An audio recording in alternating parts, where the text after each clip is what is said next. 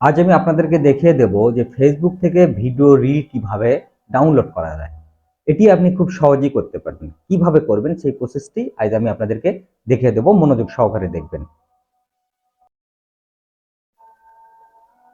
প্রথমে আপনি আপনার ফোনের যে ফেসবুক অ্যাকাউন্টটি রয়েছে সেখানে প্রবেশ করবেন।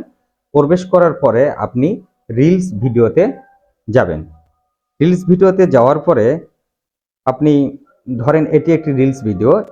এখানে দেখেন আপনি নিচে থ্রি ডট পাবেন, এই যে কপি লেখার নিচে যে মানে থ্রি ডটটি রয়েছে, থ্রি ডটে ক্লিক করবেন। থ্রি ডটে ক্লিক করার পরে কপি লিঙ্ক, এই কপি লিঙ্কটিতে ক্লিক করে দেবেন।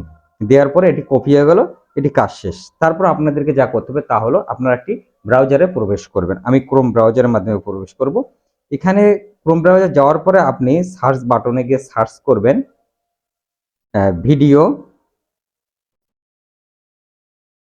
Video down dot net, video down dot net. এখানে সার্চ করে আপনি ক্লিক করবেন। এখানে আপনি একটি ওয়েবসাইট দেখতে পাবেন।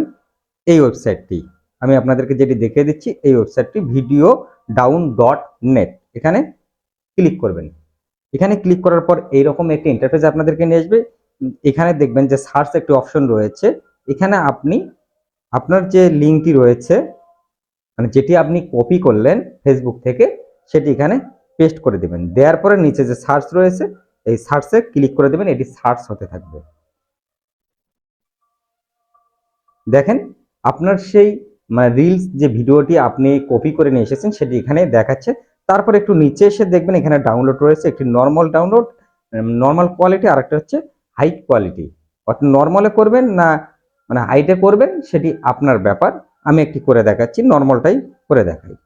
আমি ডাউনলোডে দিলাম, এটি ডাউনলোড হয়ে আপনার গ্যালারিতে চলে যাবে।